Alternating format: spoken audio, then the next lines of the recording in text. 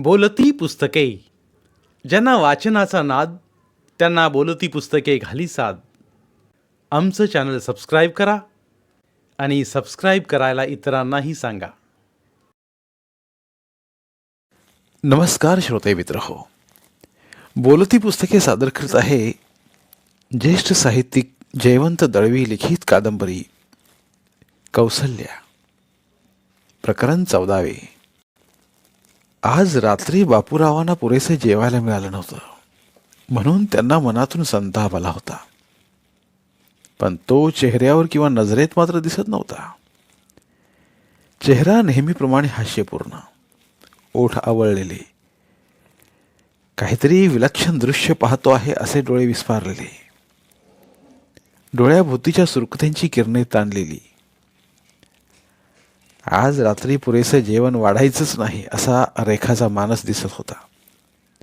कदाचित सकाळची भाजी कमी उरली असेल, चपात्या कमी केल्या असतील, पण बहुधा तिची इच्छाच नव्हती. मनातनं ती बापूरावांच्या जेवणाला कंटाळी होती. निष्कारण एक खर्चाचा बोजाच झाला अशी तिची भावना झाली होती. काय या माणसाला सकाळ संध्याकाळ एवढं वाढायचं असं तिला वाटायचं. बापूराव पानावर बसले तरी बराच वेळ ती त्या बाजूला फिरकलीच नाही. आपल्या खांद्यावरचं कळकटलेलं जानवं मागं पुढं फिरवीत बापूराव बसून होते. स्वयंपाक खोलीच्या दाराकडे त्यांचं लक्ष होतं. समोर रिकामं ताट होतं, पाण्याचा तांब्या आणि फुलपात्र होतं. पण भूक लागली म्हणून बापूराव पाणी प्यायले नाहीत.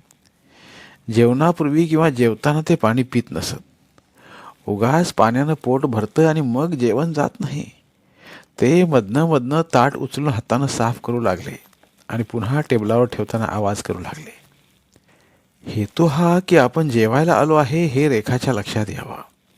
एकदा त्यांनी हाकही मारली, रेखा, पण रेखा आली नाही. मग त्याने आपल्या बायकोला हाक मारली, रमा. जरा मोठा कणखर आवाज काढला, पण तीही पुढे आली नाही किंवा जेवणासंबंधी काही हालचाल केली नाही. रमाबाई येईल अशी त्यांना अपेक्षा नव्हतीच. येऊन आता 8-10 दिवस झाले, पण एकदाही ती बोलली नाही. बोलण्याचं सोडा, एकदाही तिने वळून पाहिलं नाही. ओळख नसल्यासारखी ती वागते आहे. बापूरावांच्या मनात आलं, मी बघतो आहे रमाबाई कुंकू लावीत नाही, मंगळसूत्र घालीत नाही, हातात बांगड्या घालीत नाहीत. मी हयात असूनही. बराच वेळ ते ताटावर तर्जनी आपटत राहिले. मग थोड्या वेळाने रेखा आली. तिनं भाजी वाढली. बापूरावांच्या लक्षात आलं तिनं मुद्दामच भाजी थोडी वाढली. त्यांनी रेखाच्या तोंडाकडे पाहत ताटात तर्जनी आपटली आणि आणखी भाजीची याचना केली, पण रेखानं वाढली नाही. 4 चपात्या वाढल्या, चांगल्या जाडजूड घडीच्या चपात्या. ताटात फेकल्यासारख्या रागानं रेखानं त्या वाढल्या. तिला रागच यायचा. एवढं खातात पण ते जातं कुठं? पोटाच्या वळलेल्या घड्या खपाटीला लागल्या, फासळ्या सगळ्या वर सरकलेल्या. घरचं जेवण भरून नंतर आचारी जेवायला बसल्यासारखे बसायचे. ते दृश्यच रेखाच्या मनात संताप निर्माण करायचं. एकेका घासाला अर्धी चपाती, ती सुद्धा रागारागाने पिसुडल्यासारखी ते तोडत आणि भाजीला लावून तोंडात सारत. 4 चपात्या आणि भाजी केव्हाच संपली. स्वयंपाक खोलीच्या दाराकडे चौकस नजरेने पाहत बापूराव ताटावर तर्जनी आपटू लागले. मग रेखा रागारागानं आली आणि 1 चपाती वाढून आणि 1 पळी भाजी झाडून गेली. पाठोपाठ ती भात घेऊन आली आणि ताक. आज आमटी भात वर्ज हे बापूरावांच्या लक्षात आलं.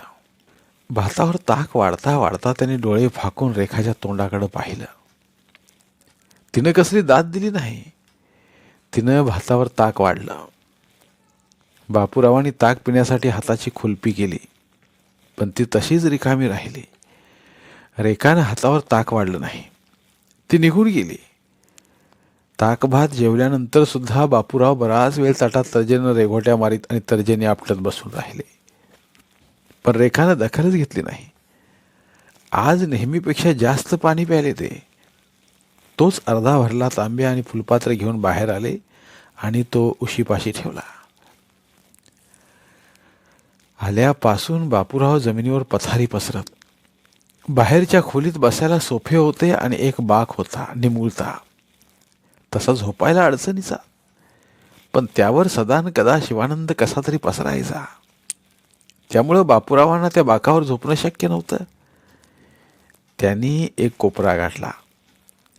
तिथं ते पातळीशी पथारी घालीत. पथारी म्हणून एक फाटकी घोंगडी, तिच्यावर मळकट डाग पडलेली चादर, कवर नसलेली एक आखूड उशी, डागाडागांनी मेंचटलेली. पांघरायला एक सोलापुरी कुबेट. कधी काळी धुतलं होतं, त्याचा पत्ता नव्हता, पण ते कुबेट फारसं पांघरत नसत. पण पायाशी घडी असायची. एक मात्र त्यांना सवय होती. रोज रात्री झोपण्यापूर्वी ते पथारीवर वज्रासनात बसत.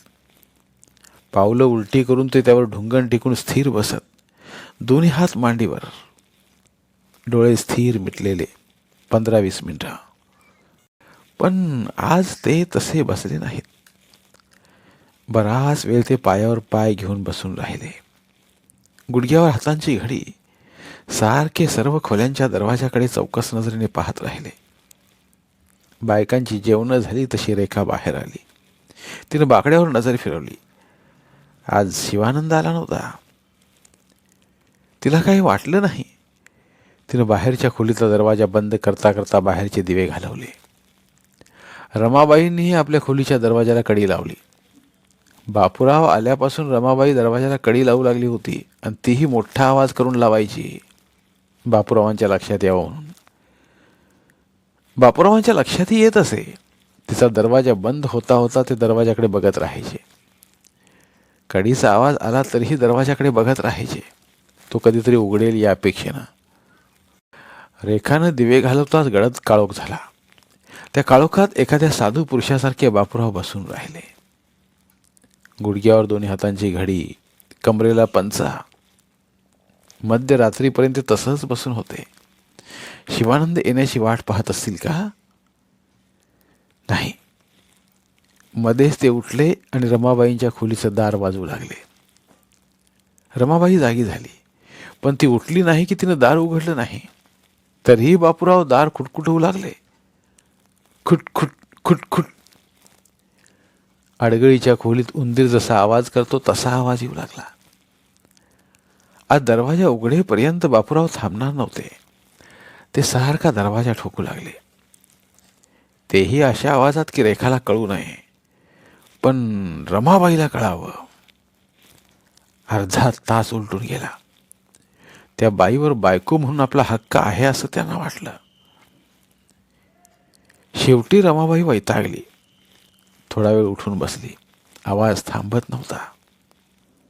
मग ती उठली आणि मोठा आवाज करीत तिने दरवाजाची कडी काढली.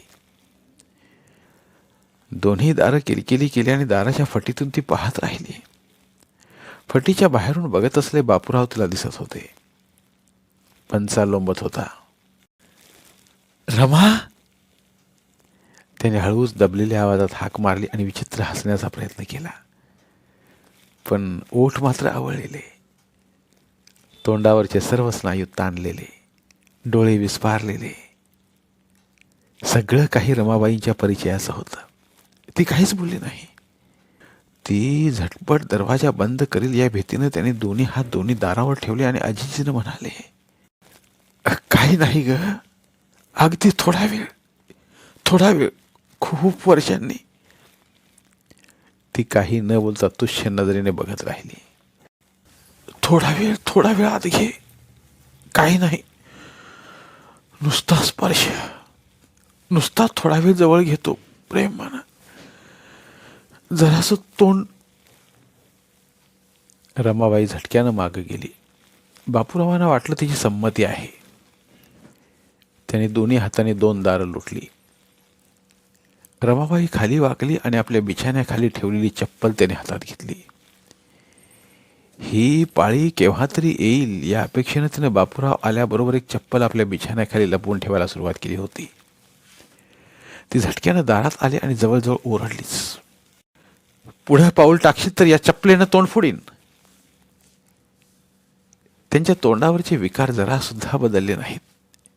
ते गयावया करीत म्हणाले, नुसतं तोंड थोडा वेळ. रमाबाईनं रागाच्या भरात ओरडल्यासारखा आवाज केला आणि हातातील चप्पल बापूरावांच्या अंगावर फेकली. ती त्यांच्या तोंडावर आपटली. ते क्षणभर गांगरले. त्या क्षणी रमाबाईंनी दार बंद करून मोठा आवाज करीत कडी लावली. चप्पल खाली पडली. ती पायानं बाजूला करीत ते थोडा वेळ तसेच उभे राहिले. त्यांना हा विचित्र धक्का होता. रमाबाई एवढ्या थरावर जाईल अशी त्यांना अपेक्षा नव्हती. रमाबाईंच्या ओरडण्यानं रेखाला जाग आली. तिनं आपल्या खोलीचा दरवाजा उघडला आणि एक दिवा लावला. सर्वांगानं उघडे बापूराव आपल्या पथारीकडे चालले होते. तिनं दिव्याच्या प्रकाशात बाकड्याकडे पाहिलं. अजून आलेला नाही. ते रेखाकडे पाहत म्हणाले. रेखा हुंकारली सुद्धा नाही. तिनं दिवा घालवला आणि दार बंद केलं. रमाबाईंचं आणि बापूरावांचं काय झालं हे तिला कळलं नाही. बापूराव आडवे झाले, पण त्यांना झोप येत नव्हती. तेवढ्यात बाहेरचा दरवाजा वाजला. बापूरावांनी कडी काढली. शिवानंद आला होता. उभा राहण्याच्या परिस्थितीत होता, पण डोळे तारवटलेले होते.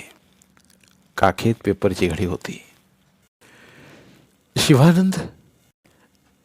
त्याला दरवाजात बघताच बापूरावांनी प्रेमळ हाक मारली, पण शिवानंद उत्तर देण्याच्या मनस्थितीत नव्हता. तो झेलपाटच आत आला. बापूरावानं दरवाजाला कडी लावली. शिवानंदानं इथं तिथं शोधत एक दिवा लावला आणि तो बाकावर बसला. काखेतला टाइम्सचा पेपर त्यानं पुढ्यात पसरला आणि शेवटच्या पानावरची व्यंगचित्र तो पाहू लागला. बारकाईनं तो फॅन्टमचं चित्र पाहू लागला. त्याचे हात विलक्षण थरथरत होते. शिवानंद. बापूरावांनी पुन्हा हाक मारली.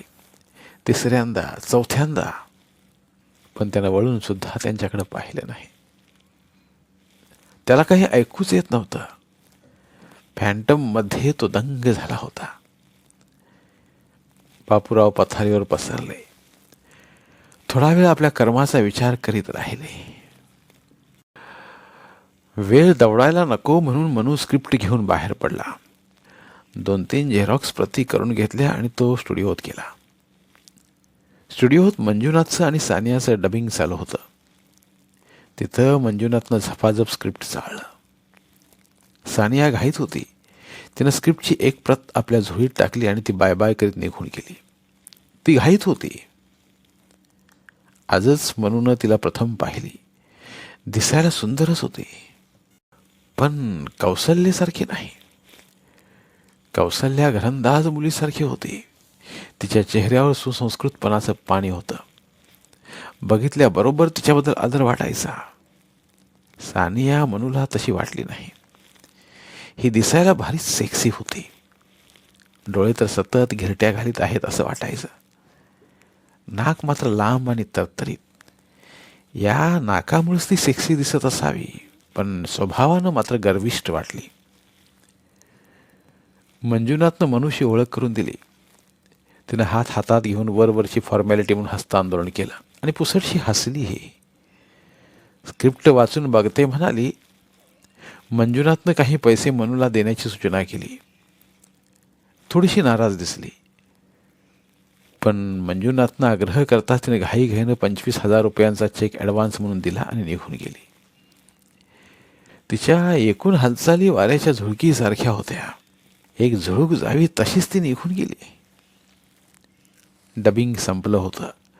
मंजुनाथनं 2 ग्लास सरबत मागवलं आणि तो स्क्रिप्ट चालू लागला. प्रारंभ त्याला खूप आवडला. नाटकामधल्या एकापेक्षा एक सरस भूमिका करीत तो शिखर गाठतो.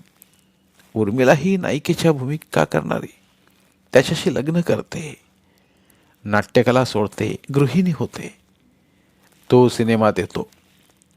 सिनेमात तो दुसरी प्रेयसी गाठतो, कौसल्या. उर्मिलेकडे दुर्लक्ष होतं. ती संसारातून निघून जाते. विरक्त होऊन गंगाकाठी बसते. कौशल्याची प्रणयाराधना, तिच्यासाठी नाटकं बसवतो. झुंजारराव आणि वैजयंती. तिच्यावरचं लक्ष उडतं. तो सानियात गुंतत जातो.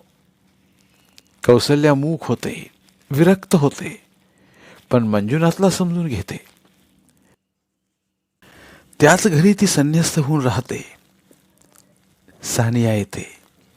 सानिया ही त्याच्या आयुष्यातली शेवटची स्त्री. तो सानियाशी चांगला संसार करतो. पार्श्वभूमीला त्याच्या संसारात लक्ष न घालणारी संन्यस्त कौशल्या. धोंडीवाला आपले वडील समजून तिथं राहते. नायक एकदम साक्षात्कार झाल्यासारखा सत्प्रवृत्त होतो. त्याला लग्नाचं प्रेमाचं महात्म्य कळतं आणि तो सुखाने संसार करतो. असा काहीतरी कच्चा आराखडा होता. सर्वसाधारणपणे मंजुनाथला तो आवडला, पण वाचता वाचता त्याच्या मनात काही शंका आल्या. त्या राम धवनला सांगून त्यानं स्क्रिप्ट सुधारायचं ठरवलं. राम धवन हा चित्रपटसृष्टीतला जाणता स्क्रिप्ट रायटर होता, कल्पक आणि हुशार. त्याला काहीही सांगावं, मूळची गोष्ट फिरवून सांगितल्याप्रमाणे तो बदल करून देण्यात निष्णात. बरेचसे लोक त्याला राम धवन ऐवजी राम झवनच म्हणायचे. कसा वाटला तुझा रोल? म्हणून अपेक्षेने विचारलं. मला माझा रोल थोडा बदलून घ्यावा लागेल. तू माझ्यामध्ये थोडं विलनिश एलिमेंट घातलं आहेस. I don't like to be villain. तुझ्यात थोडं विलिनिश खलनायक एलिमेंट नाही? मुळीच नाही. माझ्यात हॅमलेट दडलेला आहे. हॅमलेट सारखी माझी द्विधा स्थिती आहे. राम धवनला सांगून मी बदलून घेईन. I should look more like a Hamlet. म्हणून नुसता बघत राहिला. त्याला वाटलं मुळातच काही घटना टाळून खोट्या घटना घालून मी स्क्रिप्ट नरम केलंय. उर्मिलीची खरी परिस्थिती मी दिलेली नाही. रेखाचं प्रकरण साफ टाळलंय. कौसल्या काय करेल याची भीती आहेच, तरी सुद्धा ती संन्यासिनी दाखवली आहे. बापूरावांना संपूर्ण गाळला आहे, तरीही बायकांच्या बाबतीत वागताना थोडंसं विलिनिश एलिमेंट त्याच्यात येणं स्वाभाविक होतं. पण त्याला ते नको आहे. म्हणजे सगळीच खोटी गोष्ट हवी आहे. ठीक आहे, मिळतील ते पैसे घ्यावे आणि शहाणपणाला गप्प बसावं. या लोकांशी भांडण्यात अर्थ नाही असं त्याला वाटलं. मंजुनाथ म्हणाला, तुला माहीत नसेल, मी म्हातारे, षंड, नपुंसक, दुष्ट, विलन यांचे रोल करीत नाही. आले तरी सोडून देतो. माझा रोल हॅमलेट सारखा झाला पाहिजे. असा जगू की तसा जगू, पण शेवटी लोकांना मी आवडलो पाहिजे. दे मस्ट लव्ह मी. पण ते खोटं असेल. लोकांना खोटं आवडतं, ते भरून जातात. मग एकदम आठवून त्याने एक कागद जवळ ओढला आणि पेन काढला. लिहू लागला. लिहिता लिहिता म्हणाला, वैजयंती नाटकातली 2 वाक्ये मी माझ्या तोंडी घालायला लावतो. कुठली? माणसाची मनं स्वभावतः चांगुलपणानं, क्षमाशीलतेनं, स्नेहभावानं ओथंबलेली असतात. संतापाच्या एका अनावर लाटेनं हे सारं नष्ट होऊ दिलं तर मानवी जीवनात काळोखाशिवाय दुसरं काहीही राहणार नाही. मनू गप्प राहिला, पण मनातल्या मनात हसला. मंजुनाथ मात्र संतुष्ट होता. बराच वेळ दोघेही बसले. मनूने विचारलं, कौशल्याची काय खबर? ठीक आहे. तो काही झालेलंच नाही अशा पद्धतीनं बोलला. आवाजात बेपर्वाई होती. मनूला ती जाणवली. म्हणते काय? कुठं काय? हल्ली तिचा संपर्कच तुटलाय आहे. दिवसच्या दिवस तर मला ती दिसत सुद्धा नाही. धोंडीबाच्या खोलीत बसून असते आणि मी तिथं जात नाही. तू काय ठरवलंय? मी काही नाही. गोष्टी आपोआप घडत जातील. स्वाभाविक वळण मिळत जातील. जे काही होईल ते होईल. कौशल्यासाठी मनू मनातनं कष्टी झाला. त्याला काय बोलावं ते सुचत नव्हतं आणि काहीतरी बोलावं असं वाटत होतं. मनाचा कोंडमारा होत होता. काहीही न बोलता तो उठला आणि निघून गेला. धन्यवाद. उर्वरित कादंबरी पुढील भागात.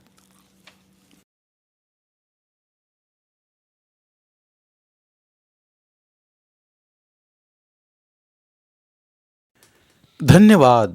प्रिय श्रोते मित्र हो, आपल्यासाठी एक आवाहन.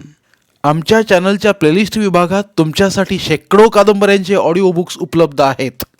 तिथे प्रत्येक कादंबरीचे सर्व भाग एकत्रित मिळतील.